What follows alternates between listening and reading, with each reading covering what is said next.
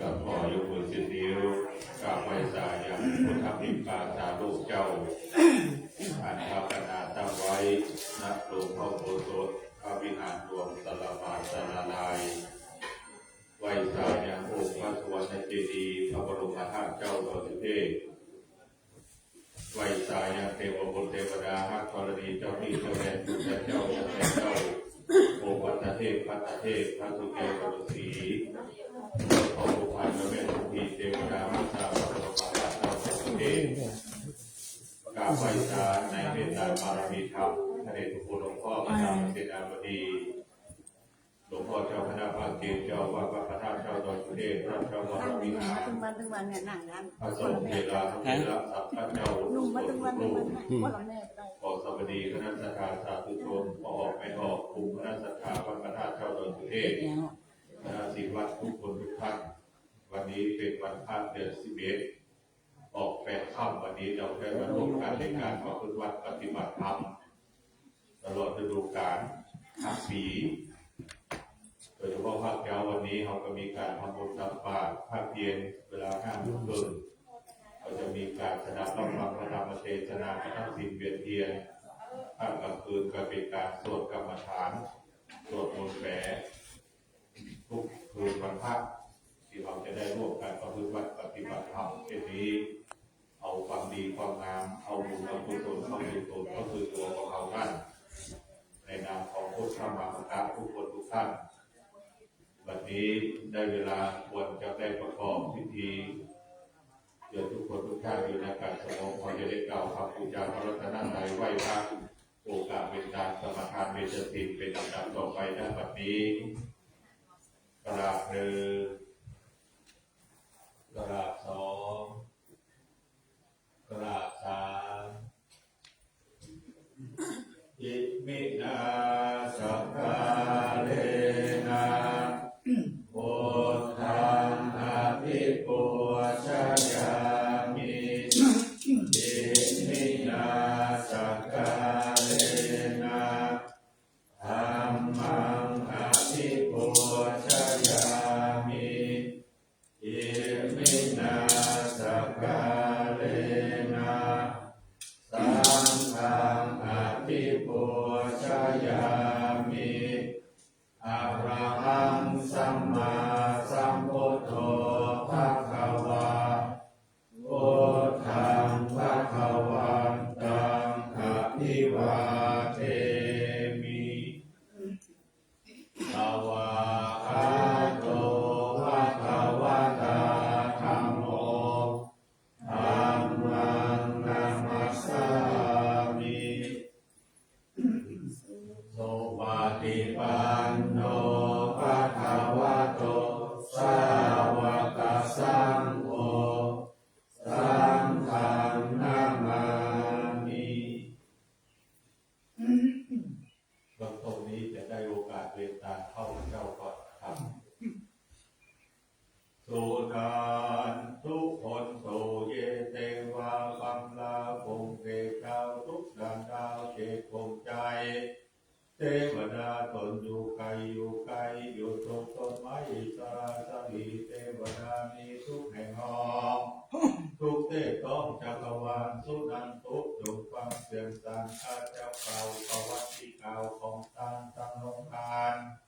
พอละเนนตนาตนจำบุญจำบาปตนจำน้ำยาหมายตั้งออกมาไปประตูทิพยวานย้อนย่อมกล่าววันดีเจิญมาอนุโมทนายินดีซึ่งวรกิญญาทางเจ้าเข้าเงาเป็นจริงขอจงนำเอาชื่อศรัทธาใจยิ่งผู้กาทั้งหลายขึ้นเมื่อถวายแก่พระอินทร์เจ้าฟ้าว่าวันนี้ผู้กา จะไกลฟั่มเป็นการแท้ดีหลีโยสันนิสิโนวราโมติโมเลมาลังสะเสนังมหันติวิเจโยสัมโพธิมาคันติวะอนันตัญญโนโลกุตโมตังปันนามามิพุทธังตังปันนามามิธัมมังตังปันนามามิสังฆังติรัตนา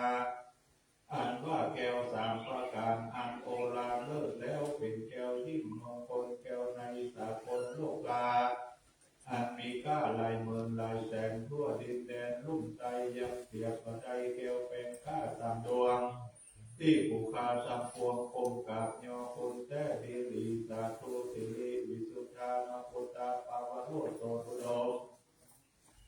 บรมพุทธาติรัตนะผ่านแก้วพระแก้วเจ้าจำสามประการก็ยังที่บางงามเลือเลือคนเพื่อเลือมุราสตาผู้พาทั้งหลายใจฟั่มเป็นทานบารมีศีลบารมีไว้เป็นยอดต่อไปกับตนกับตัวไปจนโลภาวาใจรอดเดินและตัดญาโลกิญาโลกุตลามาผลมีพระนิพพานเจ้าเป็นที่แล้วแท้ดีหลีสาธุอาจในวันนี้ก็หากมาเป็นวันดีนิถีอันวิเศษเป็นเดือน11ก็8 ค่ำเป็นวันดีสิ่งใสบ่เศร้าโมราสตาผู้ขาตั้งหลายตั้งนมเนาสาวน้อยใจยิงก็บราสยังมีบริสยังตาเวเนตามคำนองของแห่งอริยสัพพุริสเจ้าคงลงแล้วหาเป็นมาในอดีตกาลมาก่อนเพื่อของผู้คนหายเสียโมราสตาผู้ขาทั้งหลายถึงได้ตกแต่งพร้อมน้อมนำมายังมาทุกขาราชาดวงดอกเข้าตอกดอกไม้ลานเทียนมาจากเนียนไว้เหนือขันปันเป็นสามโพธาพัฒมาดีผ้าเพื่อนโตหนวดตีผู้ขาทั้งหลายยอมมือถวายพระมุนีสากยราชกตังพระพุทธบาทพระธาตุพระติเด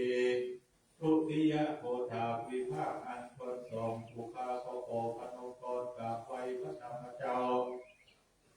ที่ได้เทศนาไว้แก่โลกโลกาอันหอมเหินนับได้84,000พระธรรมขันธ์ตัติยโพธาวิภาคอันควรสร้างงามบทเศร้าผู้ข้าทั้งหลายขอถวายแก่พระอริยสังฆเจ้าเก้าเมาตั้งแต่พระอัญญาโกฏัญญาเป็นเขาตลาดต่อเต้ามาถึงสมมติสังฆเจ้าตนวิเศษอันเป็นผู้เกียรติในพระพุทธศาสนาก็เต้าแต่นั้นโบราณสถาผู้ข้าทั้งหลายได้น้อมนำมายื่นยอถวายศิรณะปัจจัยหลายสิ่งนั้นเป็นวันยิ่งวันจานสัพพะริวาลานางหลายลาขอนิมนต์พระผู้มีพระภาคเจ้าพระธรรมเจ้าพระสังฆเจ้าจงมีมหากรุณาอ่อยนาปฏิกหารับเอายังวัตถุสิ่งของทานขององค์มุลสตาผู้ข้าทั้งหลายแม้ว่ามุลสตาผู้ข้าทั้งหลายมีความประสงค์โดยเนื่องอันใดแล้วขอประสงค์อารมณ์ไฟใจจนน้อยใหญ่ใจยิงอันใดตั้งไว้ใจปฏิธรรมหาใดตั้งไว้จะมีจันทุกข์ขอประสงค์สาโลกพังดำแก้วมณีโตแห่งพญาจักรวรรดิราชจุบทจุบาทจะได้พลาดอย่าได้ใครนั้นอยู่จักมีดังบาทคาถาบาลีจักใจวางเวรเกณฑ์ถวายวาสาทุกโอกาสมัญญังวันเตอิมานีตุปาภุภาราจักตนังโอตนาปิกหาลัสสาตุปาเตียนจนะตนังสัพพะริวาราตานังสังฆตาสักจังเทมาอุเทมาทุติยปิมัญญังคันเตตติยปิมัญญังคันเตอิมานีตุปาภุภาราจักตนังโอตนาปิกหาลัสสาตุปาเตียนจนะตนังสัพพะริวาราตานังสังฆตาสักจังเทมาอุเทมาพุทโธโนธัมโมโนสังโฆโนอังหากังทิคารตังทิสายาสุขายายาวัติปาทิกมาทิกโนรูปมุขาราชตนังอภิสาสัทธารณาสัพพะโลกิญาโลกุตลาสัพพะสัมปตินังอรหันตามหาภรตินังนิพพานาปัจจโยผลต้นโนนิจังคตังปุญญโนของบุญทั้งหลายนินาภูคาทั้งหลายได้มาหือตาแล้วโมอุทิศส่วนบุญญาลายสีธรรมะภูมิเป็นหายังเทวดาเจ้าทั้งหลายมีภูมาลุภเทวดาอากาศเทวดา ถึงอินโมงองค์องค์ความสุดาวตโลกบาลสัมสีตนางชลเนสลีกุตามาตนจะบุญเป็นอันห้าเทวดานาสาหองและคารวะพุทธศาสนาลาโหนปฆาตังพระอริยเมตไตรเจ้าตนองค์อาจที่จะมาเกิดโปรดมนุษย์เจ้ามาไปลุนขอส่วนตนอย่าได้ฆ่าอย่าได้คายตังเกียรติญาติยานิกาภริยาสามิกาลูกเต้าตังครูบาอาจารย์เจ้าตนบุญหลายมิตรแก้วสมายเรือแรงนักใจเจ็บเจ็บกระปุนเป็นเขาเจ็บกระปุนเป็นแดนแสนเจ็บกระปุนเป็นขนาดถึงแก่สัพพสัตตาสัตว์น้อยใหญ่ตรงเป็นสีนาสีบดายสัตว์ตัวมีปีกวินวนหอนอากาศสัตว์ตัวได้ข้ามได้คาได้ลาวีขอจุมาพันษาและอนุโมทนาในทิฏฐากาลบัดนี้นั่งจุจันเมเชื่อมแต่ดีดีนะโมวิสุทธังติภเวกานังพุทธังธรรมังสัพพังกายเยนะวาจาสัพพโตสัพพมันตุโน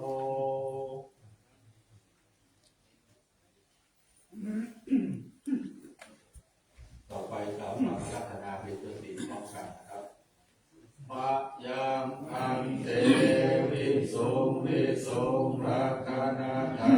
ยา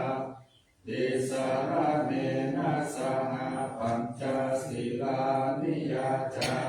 มะตุติยมปีมะยังพันเตวิสุงวิสุงรักนาทายาดิสารเนนะสหปัญจศีลานิยาจามะตาติยมปีมะยังพันเตวิสุงวิสุงรักนาทายาดิสารเนนะสหปัญจศีลานิยาจามะนะโมตัสสะภะคะวะโตอะระหะโต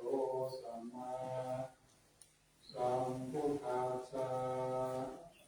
นะโมตัสสะภะคะวะโตอะระหะโตสัมมาสัมพุทธัสสะนะโมตัสสะภะคะวะโต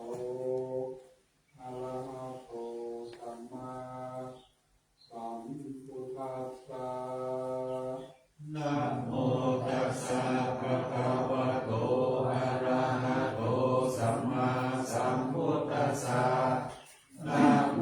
ตัสสะภะคะวะโตอะระหะโตสัมมาสัมพุทธัสสะนะโมตัสสะภะคะวะโตอะระหะโตสัมมาสัมพุทธัสสะพุทธังสรณังคัจฉามิพุทธังสรณังคัจฉามิธัมมังสรณังคัจฉามิธัมมังสรณังคัจฉามิสังฆังสรณังคัจฉามิสังฆังสรณังคัจฉามิทุติยมปีพุทธังสรณังคัจฉามิทุติยมปีพุทธังสรณังคัจฉามิทุติยมปีธัมมังสรณังคัจฉามิทุติยมปีธัมมังสรณังคัจฉามิทุติยมปีสังฆังสรณังคัจฉามิทุติยมปีสังฆังสรณังคัจฉามิตติยมปีพุทธังสรณังคัจฉามิตติยมปีพุทธังสรณังคัจฉามิตติยมปีธัมมังสรณังคัจฉามิตติยมปีธัมมังสรณังคัจฉามิตติยมปีสังฆังสรณังคัจฉามิต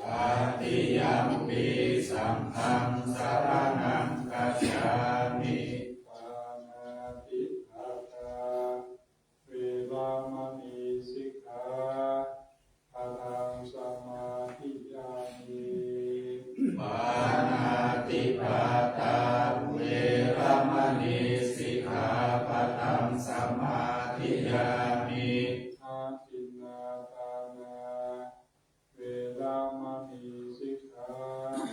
ปะทังสมาธิยามิ อาทินนาทานาเวรมณีสิกขาปะทังสมาธิยามิ กาเมสุมิจฉาจาราเวรามณีสิกขาปะทังสมาธิยามิ กาเมสุมิชาจาราเวรมณีสิกขาปะทังสมาธิยามิ มุสาวาทาเวรามณีสิกขาปะทังสมาธิยามิ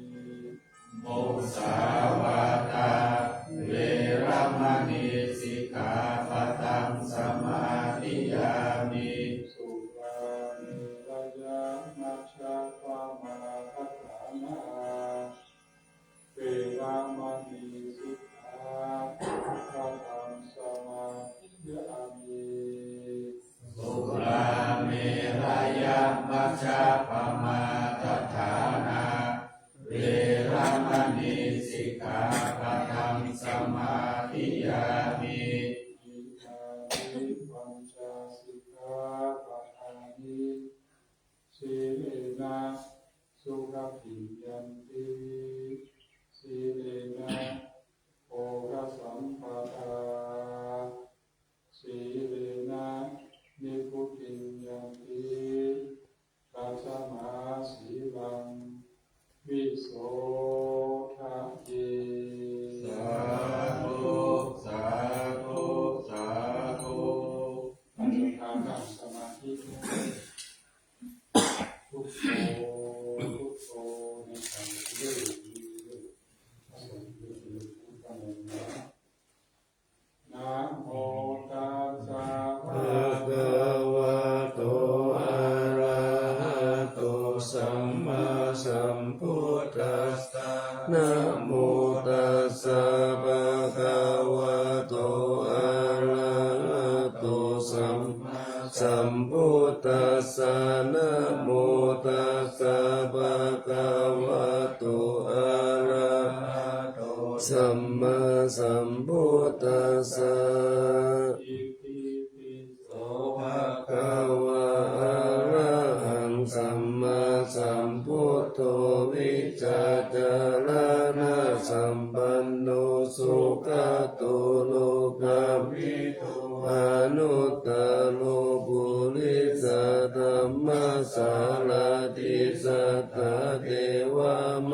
นุสสานังพุทโธภะคะวะติสวากขาโตภะคะวะตะธัมโมสันติโกอะกาลิโกเอปัสสิโกปะนะยิโกปัจจตังเวทิตาโพวิญโยวิติสุปฏิปันโนภะคะวะโตสาวกสังโฆอุชุปฏิปันโนภะคะวะโตสาวกสังโฆยายะปฏิปันโนภะคะวะโตสาวกสังโฆสัมมิติปฏิปันโนภะคะวะโตสาวกสังโฆยะติตังจัตตาริปุริสายุคานิอัตตาปุริสาปุคคลาเอสะภะคะวะโตสาวกสังโฆนายโยปะหุนายโยทักขินายโยอัญชลิกาลานิโยตะลังวุญญากิกังโลกัสสะติ ภะโวสหัสสะมา ปินิมิตาสาวุตันตันติเมฆะลังมุติตาโกนัสสะเสนามารังปานาทิธรรมวิธินาจิตาวามุนิโตตันเตจัสสะภาวันตุเตจยมังคลานิมาราติเลกามะปิโยติสัสสะปะละติงโกลัมปานาลาวา กวะกามะกะกะยะกังกันติโสตันตวิธินาสิกาวามุนินโดตันเตจะสาภะวันตุเตชะยะมังคลานินาราทิลิงกะจาวะรังอภิอัตตะภูตังนาวะกิจักขมัสสมิวาสุตานุนันตังเมตตังโตเสกาวิธินาจิตาวามุนินโดตันเตชะสาภาวันโตเตชะยะมังคลานิอุคิตากะกะมัตติอัตตสุตานุนันตังตาวันติโยชนะปะทังกุลิมาลาวันตังอิติปิสังกะกะมโนจิตาวามุนินโตตันเตชะสะภะวันตุเตชะยะมังคลานิกัปปะนะกะดามุตตะลังอิวะกะปินิยาจินญายะตุทาวาจานังจานะกายามะเสสันเตนะโสมาวิธินาจิตาวามุนินโตตันเตชะสะภะวันตุเตชะยะมังคลานิสัจจังวิหายามติสัจจกวาทะเกตุงวัฏะลิโรติตามะนังนาทิอันตะภูตังปัญญาปฏิปัจจาริโตสิตาวามุนินโตตันเตชะสะภะวันตุเตชะยะมังคลานินันโตปานันตะพุชะกังวิพุตังมหิติพุเตนะเถระพุชะเกนะธัมมะปะยันโตอิโตปะเตสะวิธินาสิตาวามุนินโตตันเตชะสะภะวันตุเตชะยะมังคลานิโตอาทิติพุชะเกนะสุตตะระตังพระมังวิสุทธิสุติมิทิภะกะปิกานังญาณตัสสินาวิธินาสิตาวามุนินโตตันเตชะสะภะวันตุเตชะยะมังคลานิเอตปิพุทธชยมังคลาอัตถะตายุวัจโนทินาทิเนสารเตวะตันเต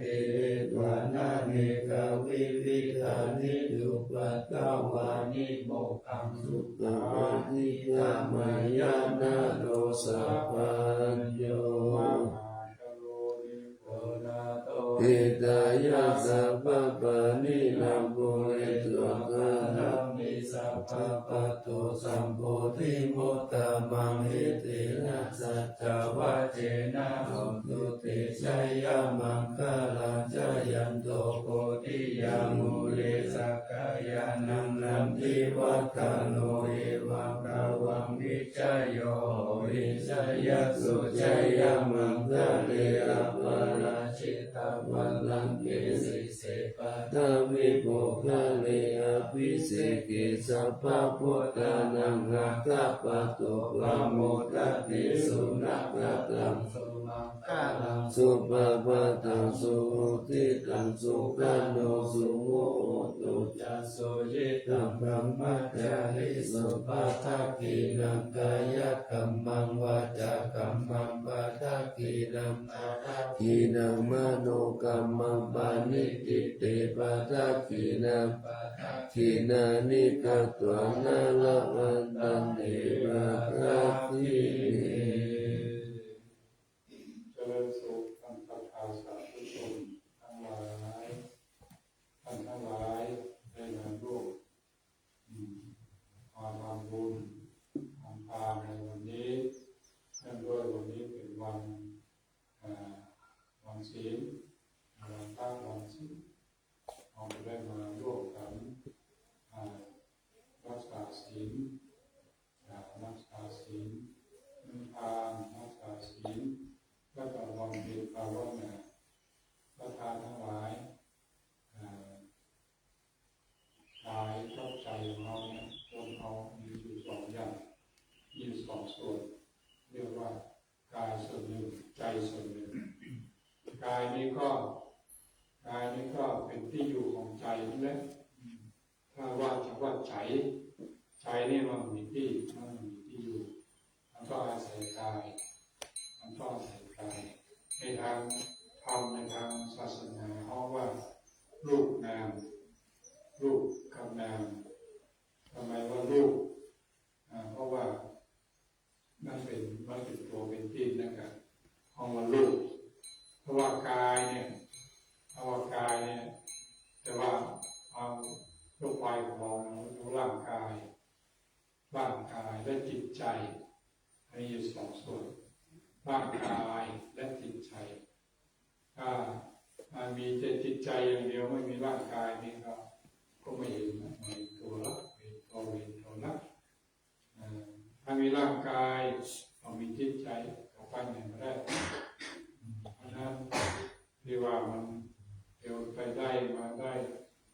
เอาโน้มทำไม่ได้นี่เพราะว่ามันมีร่างกายทั้งใจแต่ว่าผู้ที่กำกับนี่มันเป็นใจมันใช่ขายมันเป็นใจหรือว่านามทางธรรมะเรียกว่านามมันเป็นนามหรือว่าเรื่องเต็มเรียกว่านามธรรมรูปธรรมนามธรรมเพราะนั้นเราได้ยินว่ารูปนามสถานหลายก็จะได้แปลกใจนะว่ารูปนามคืออะไรนะ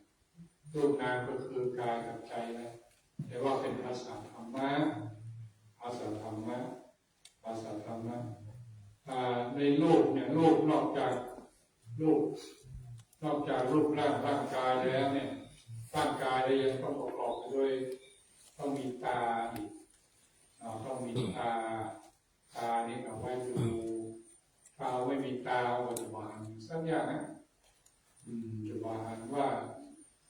ไอ้แก้วไอ้คำไอ้มาไอ้สมไอ้ใจรูปร่างเป็นจะได้โอ้โหหน้าตานุ่มแก่มีนวดมีทำอะไรได้เรามีตาเพราะนั้นเอามีตาเนี่ยตานี่จะได้หันมีตาที่ตาเรายังบอกพุ่งเตี้ยนอกพอเตื้อยังจะต้องมีหูมีหูเนี่ยเอาไว้ฟังเสียงถ้าเรามีหูได้ยินเสียงสักอย่างเราจะโอ้ยมาดับได้ดับว่าจะแจ้งว่าว่าขึ้นมาว่าขึ้นมาเดี๋ยวมาว่าขึ้นมาขึ้นมานี่ว่าเดี๋ยวมาแต่ถ้าเรามีหูเอาว่าถ้ามันเงียบได้มันจะเงียบมันมีหูได้มีหูอยู่แต่ไม่ได้ยินก็มันก็จะเงียบนอกจากหูแล้วมันต้องมีจมูกจมูกนี่ก็ว่ากลิ่นต่างๆนานาเราต้องอาศัยกลิ่นอาศัยลิ้นรู้รสแล้วก็อาศัยความรู้สึกอบอุ่นก็ดีร้อนก็ดีเย็นก็ดีเนี่ยแล้วก็อันหนึ่งเรียกว่ามโนวิญญาณนี่มโนนี่ก็คือใจมโนมนะใจจิตใจก็ได้บางทีก็เรียกว่าจิตบางทีเรียกว่าจิตเรียกว่าใจเนี่ยโยมสถานทั้งหลายเฉพาะนามเนี่ยมันมีหลายอย่างเพราะว่ามันมีมโนหรือว่าจิตบางทีก็เรียกว่ามโนเรียกว่าจิตก็ในนามเนี่ยจิตเนี่ยมันเป็นนามใช่ไหมมันไม่ใช่เป็นรูปจิตเนี่ยเราหมายว่ามันเป็นรูปนะมันหมายรูปเพราะว่ามันมีรูปความคิดเราเนี่ยมันมีรูปมีร่างความคิดความอ่านด้วยคิดนึกตึกต้องอย่างต่างๆนะคิดของเราเนี่ยมันรู้หมดอ่ะเราเรียนหรือว่าเรียนศึกษาต่างๆนะเนี่ยคนจิตนั่นแหละเป็นคนเขาจะท่องอิติปิโสจะท่องสวากขาโตจะท่องรับศีลไหว้พระรับศีลเนี่ยน้องก็ต้องมาใส่จิตเนี่ยเป็นคนจำเสียงได้ จำเสียงนกได้จำเสียงพรามได้จำเสียงลูกได้จำเสียงพ่อได้จำเสียงแม่ได้เห็นไหมจำเสียงน้ำได้จำเสียงลมได้จำเสียงไฟได้จำมาอย่างต่างๆนั้นได้จิตมันจำได้นะจิตนอกจากมันจะโอ้แล้วก็ยังจำนะจิตเนี่ยจิตเราทำงานหลายอย่างโอ้หัวใจจิตจำของแม่จิตแล้วก็สุขทุกข์ของจิตนะโยมสถานทั้งหลาย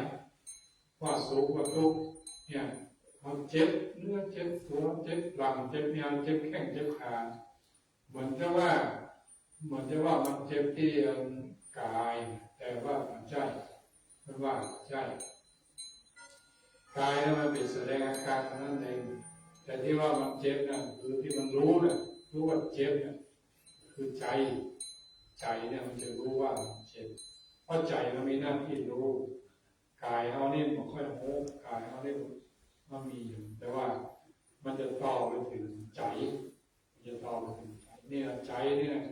เพราะฉะนั้นใจเนี่ยเพราะว่ามันนามเนี่ยมันมีหลายมันมีสุขผู้สุขผู้ทุกข์นี่ก็เพราะใจเพราะนามเป็นนามเพราะใจผู้สุขผู้ทุกข์ผู้โจรผู้จำนี่ก็เพราะใจผู้เจ็บผู้ปวดก็เพราะใจโอ้ทุกสิ่งทุกอย่างโอ้โคตรผู้เกลียดอย่างสถานทั้งหลายโคตรเกิดขึ้นเกลียดเกิดขึ้นนี่ก็เพราะใจแต่อันนี้เป็นบาปโคตรนี่เป็นบาปเพราะว่าเมตตานี่เป็นบุญนะสถานพระโคตรนี่เป็นบาปเป็นกรรมพาเอาโคตรเอาเกลียดนี่มันจะเป็นบาปเป็นบาปแต่ถ้าว่าเมตตาเกิดขึ้นนี่จะเป็นบุญเมตตานี่เกิดขึ้นเป็นบุญมันมีคู่กันถ้าบุญกับบาปอยู่ในใจเนี่ยบุญกับบาปอยู่ในใจบุญนี่ก็คือเมตตามันเกิดได้อย่างเกิดมีอย่างว่าเมตตาเกิดความรักเกิดความเอ็นดูเกิดความสงสารเกิดความดีใจเกิดความชอบใจห่วงใจต่างๆการที่เราได้มาทำบุญทำการถวายดอกไม้ธูปเทียนเนี่ยอันนี้ใจเป็นบุญใจบุญเกิดขึ้นดอกไม้ธูปเทียนที่ศรัทธาใส่ในขันแก้วทั้งสามก็ดีขันวนไว้อยู่หน้าพระเจ้านี้ก็ดีอันนี้เพราะเป็นบุญทั้งนั้นอันนี้เป็นเมตตาไงอันนี้เกิดจากเมตตาถ้าโคนนี่มันมีละถ้าโคนนี่มันจะมีดอกไม้มาหรอกแต่ว่าจะมีอย่างอื่นมาแทนจะมีมีดมาแทนมีคำชมมาแทนมีคำด่ามาแทนมีคำเทียบมาแทนแต่ถ้าว่าเมตตาความรักนี่จะมีดอกไม้มีข้าวต้มข้าวน้องมีสิ่งของดีๆนะครับเอาไปมอบให้ฝันกันแต่ว่าถ้าโคนนี่จะเป็นสิ่งเหล่านี้จะเป็นของอาวุธเป็นของมีคมอย่างเช่นที่เขายิงกับคนดีที่เขาทำร้ายกันยิงบ้านยิงจองยิงโรงพยาบาลถล่มโรงพยาบาลที่เกิดขึ้นทางภาคอีสานอันนี้มันไม่ได้เกิดจากเมตตาสถานมามันเกิดจากอาฆาตพยาบาทมันเกิดจากโทสะเกิดจากความโกรธนี่ก็เลยเนี่ยในใจเนี่ยมันมีถึงสองภาคมีทั้งสองเกิดมีจุดดีมีจุดหายอันดีนี่ก็คือเมตตาจิตเมตตาธรรมอันนี้เป็นส่วนดีอันนี้เป็นส่วนที่เรียกว่ามาเป็นตรงกันข้ามกับความโกรธเนี่ยมันคือความชอบคือความจำแต่ว่าเมตตาเนี่ยมันเกิดจากความรักความเอ็นดูความสงสารโลกเขานี่ก็ประกอบด้วยสองสิ่งกันนะทั้งสองสิ่งนี้เกิดขึ้นที่ไหนเกิดขึ้นกับใจทั้งนั้นเกิดขึ้นที่ใจทั้งนั้นเพราะฉะนั้นใจที่มีก็ถึงว่ามนุษยธรรมคู่กันตลอดเวลา ให้มีมนุษยธรรมไม่มีมนุษยธรรมมนุษยธรรมหรือว่าธรรมของมนุษย์ก็คือเรื่องจิตใจที่ประกอบด้วยเมตตาศรัทธาทั้งหลายแต่ว่าจิตใจที่ประกอบด้วยโทสะความโกรธนั้นไม่มีมนุษยธรรมบวชไร้มนุษยธรรมเดี๋ยวนี้เราก็โอ้กันอยู่อย่างเนี้ยเกิดลบลาฆ่าฟันกันขาว่าไร้มนุษยธรรมทำลายโรงพยาบาลทำลายเด็กทำลายคนที่อยู่ที่นั่งสู้เนี่ยเพราะว่าขาดมนุษยธรรมเพราะฉะนั้นอันนี้จึงเป็นสิ่งที่มันเกิดขึ้นแต่ในทางพระพุทธศาสนาพระพุทธเจ้าสอนเพื่อเอาควบคุมนะเพื่อเอาควบคุมกายควบคุมวาจาควบคุมใจต่างๆนานาโดยข้อปฏิบัติของเราวิปัสสนากรรมฐานวิปัสสนากรรมฐานหรือสมถกรรมฐานอย่างที่เรานั่งเนี่ยสมถกรรมฐานเนี่ยก็ได้ทั้งเมตตาศรัทธาก็จะมีเมตตาธรรมก็เกิดจากสมถกรรมฐานแปลว่าความสงบใจแปลว่าความสงบใจจิตใจเราเนี่ยมันเหมือนเดือนภายในเนี่ยภายในมันแบบเดือนภายในมันสงบแล้วก็ประกอบด้วยสมาธิหรือว่าสมาธิเนี่ยเพราะนั้นการที่ดังพระพุทธศาสนาสอนให้คนมีศีลมีธรรมก็พร้อมเกิดเมตตาและได้เกิดมีมนุษยธรรมทั่วโลกทั่วไปเนี่ยเดี๋ยวนี้ของเราคำสอนของพระพุทธเจ้าไปใช้เอาไปศึกษาเอาไปปฏิบัติกันแล้วเพื่อสร้างมนุษยธรรมเกิดขึ้นแล้วเมื่อมนุษยธรรมมีแล้วชีวิตจิตใจของคนก็จะดีขึ้นก็จะมีความสุขขึ้นเราจะบอกได้คงแข็งจะได้รังแกจะได้เบียดเบียนซึ่งกันและกันอันนี้คือธรรมะคำสั่งคำสอนที่เราบูชาที่เรากราบที่เราไหว้เพื่อนำมาซึ่งความสุขความสุขกายสุขใจความสบายอกสบายใจขอศีลธรรมเกิดขึ้นกับจิตกับใจของท่านศรัทธาสาธุชนโดยล่องไปเพื่อที่จะนำมาซึ่งความสุขความเจริญยิ่งขึ้นไปขอความสุขความเจริญจงบังเกิดมีแก่ญาติโยมศรัทธาสาธุชนโดยทั่วกันทุกท่านทุกคนด้วยเถิดสาธุต่อไปกล่าวคำถวายพระทหารตั้งโมตัสสะพร้อมกันครับนะโมตัสสะภะคะวะโตอะระหะโตสัมมาสัมพุทธัสสะนะโมตัสสะภะคะวะโตอะระหะโตสัมมาสัมพุทธัสสะนะโมตัสสะภะคะวะโตอะระหะโตสัมมาสัมพุทธัสสะอิมานิมะยังพันเตอัตตานิสัพพะริวารานิภิกขุสังคัสสะโอโนชยามะสาธุโนพันเตภิกขุสังโฆอิมานิอัตตานิสัพพะริวารานิปฏิคันหาโตอัมหากังทีฆะรตังอิตายะโสกายะข้าแด่พระสงฆ์ผู้เจริญขอพระสงฆ์จงรับและรับทราบข้าพระเจ้าทั้งหลายขอน้อมถวายเสริมภัตตาหารของบริวารทั้งหลายเหล่านี้แด่พระรัตนตรัยทั้งสามผู้ประเสริฐขอพระรัตนตรัยทั้งสามผู้ประเสริฐจงรับซึ่งภัตตาหารของบริวารทั้งหลายเหล่านี้ของข้าพเจ้าทั้งหลายเพื่อประโยชน์เพื่อความสุขเพื่อความเจริญแก่ข้าพเจ้าทั้งหลายด้วยแก่ปิยชนทั้งหลายมีบิดามารด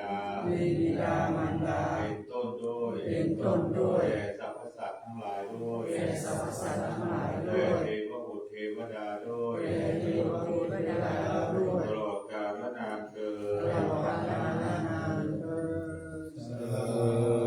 ญ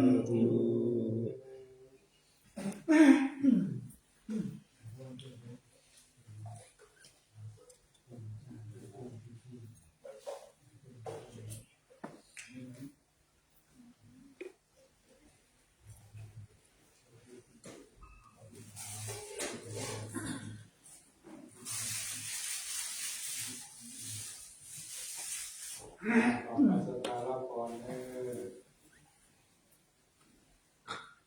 ยะถาวาริวหาปุราปาริปุเรนติสากลังเทวะเมวะอิโตทินังเปตานังอุปกปปติอิทิตังปฏิตังตุหังวิคัมเมวะสมิจโตสัพเพปุเรนตุสังคปาจันโทปนะระโส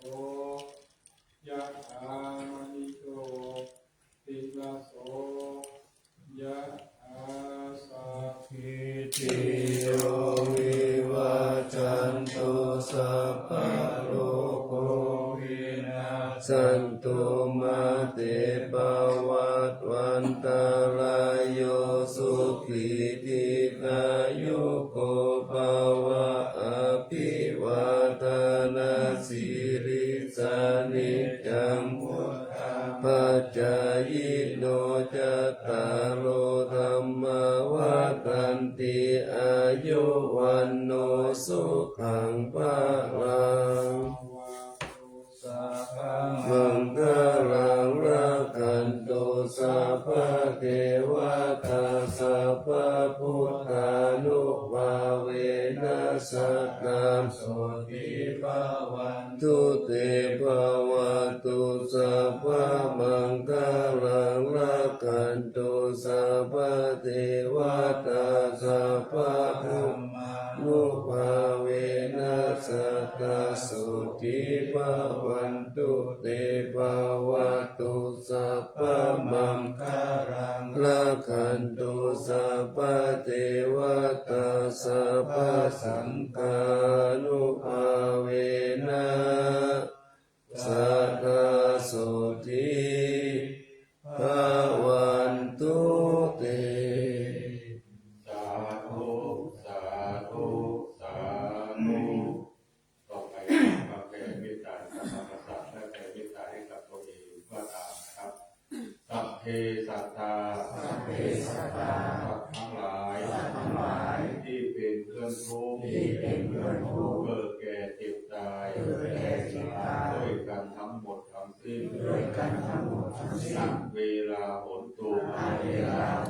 จงเป็นสุขเป็นสุขเถิดอย่าได้มีเวรซึ่งกันและกันเลยอัพพยาปัชชาหนตุจงเป็นสุขเป็นสุขเถิดอย่าได้พยาบาทเบียดเบียนซึ่งกันและกันเลยอักนีกาหนตุจงเป็นสุขเป็นสุขเถิดอย่าได้มีความทุกข์กายทุกข์ใจเลยสุขีอัตตานังปริหารันตุจงมีความสุขกายสุขใจรักษาตนให้พ้นจากทุกข์ภัยทั้งหมดทั้งสิ้นเถิดอาหารสุขิโตโหมิทุกโขโหมิอะเวโรโหมิอะโรโกโหมิสุขีอัตตานังปริหารามิขอให้ตัวของเราเองจงมีความสุขปราศจากทุกข์ไม่มีภัยไม่มีเวรไม่มีโรคอยู่เป็นสุขทุกเมื่อเธอต่อไปเข้าสู่ภาวนาใหม่ก็ลดลมหายใจเข้าหายใจ ใจออกสักเข้าผู้ลมหายใจเข้าออกเข้าสู่ภาวนาใหม่ในบัดนี้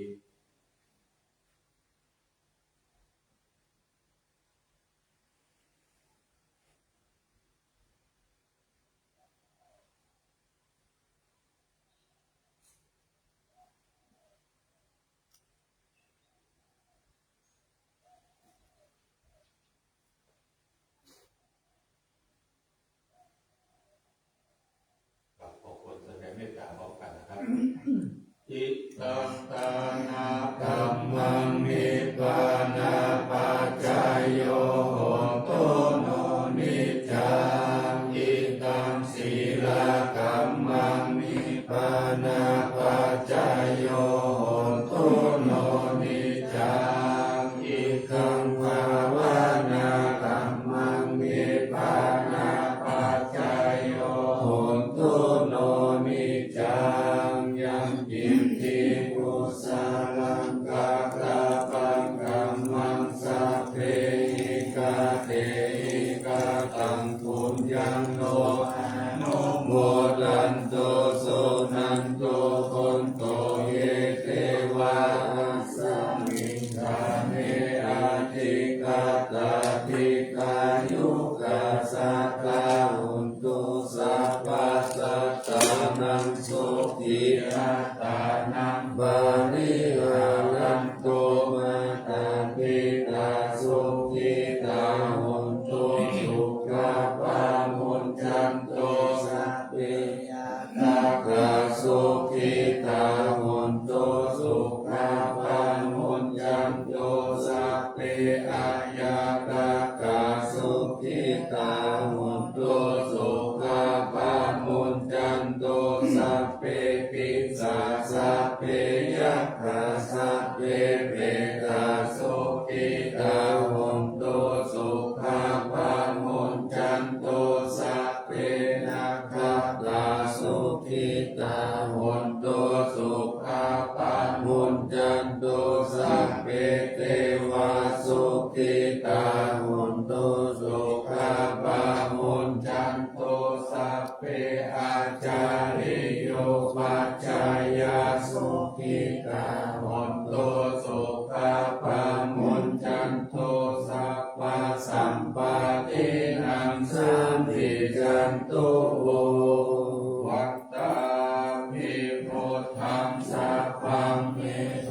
สังฆานาคาเมวันเตวันตามิธัมมังสัพพังเมโทสังฆานาคาเมพันเตวันตามิสังฆังสัพพังเมโทสังฆานาคาเมพันเตวันตามิโคโลโอปัจจาจาริเยสัพพังเมโทสังฆานาคาเมพันเตวันตามิกัมมัฏฐานังสัพพังเมโทสังฆานาคาเมพันเตวันตามิอาราเมทัตตาสีมายังสัพพังเมโทสังฆานาคาเมพันเตวันตามิเอติยังสัพพังสัพพะทาเนสุปาติทิตาสารินาคาโตม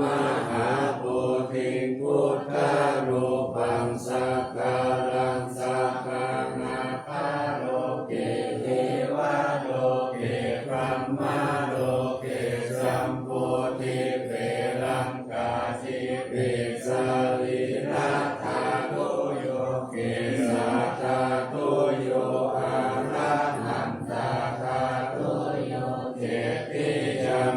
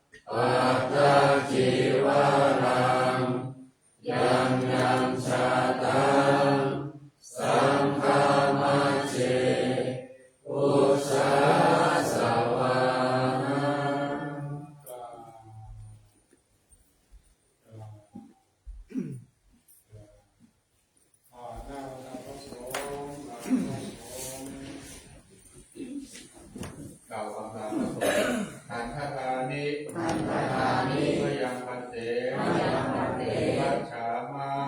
ามาโมกิจามายาโมกะละนิยายัสสะตุเตกาลังมัญญทาวันนี้สัตว์ทั้งหลายได้มาบำเพ็ญบุญบำเพ็ญกุศลเป็นที่สำเร็จเสร็จสิ้นเรียบร้อยแล้วจำเป็นจะต้องกลับคืนสู่ที่พักวันช่องห้องออกของตนของตนอยู่ก็ขอดีใจไปก็ขอดีโชคดีลาภวางก็ขอได้เงินหมื่นขอให้มีเงินแสนข้าแม่นไข่หวาน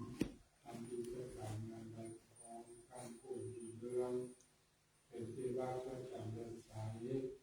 แก่คนในเทวดาปานทุกคืนทุกวันทุกผู้ทุกท่านเถิดเถิด สาธุสาธุสาธุปัญหามิพันเตสัพพังอาปาราทังธรรมะธรรมเมพันเตมยาตาสัมปุญญังสามินาอานุโมทิตังปังสามินากาตังปุญญังไมหังกาทัพพังสาธุสาธุอนุโมทามิ ทุกคนชัยโยชัยชัยยาสุขีภาวันตุเต สาธุสาธุสาธุ รับพรฟัง สัพพิติโยวินัสสันตุสัพพะโลกวินาศตุมาเตภวัตวันตโรสุขีติอายุโกภวะอภิวาตานะสีวิสันนิจังมุทากจาจิโนตัตตาโรธรรมาวะอันติอายุวันโนสุขังภาลัง จะยังโต โอทิยาโมเลสกายานังนันทิวัตตโนเอวังวิสโยโหหิจายาสุสยามังคเลอาปาลาสิตาปัลลังเกสิเสปะทาวิปุคเลสิกิสัพพะพุทธานังอาคาปะโตปะโมกสุนักกตังสุมังคลังสุปะปะตังสุโหติตังสุขโนสุโมจะสุยิตังบรมจาริสุปะทะกีนังกายกัมมังวาจากัมมังปะทะกีนังมโนกัมมังปานิติเตปะทะกีนาปะทะกีนานิกาตัวนาลาพันตันเตปะทะกีเน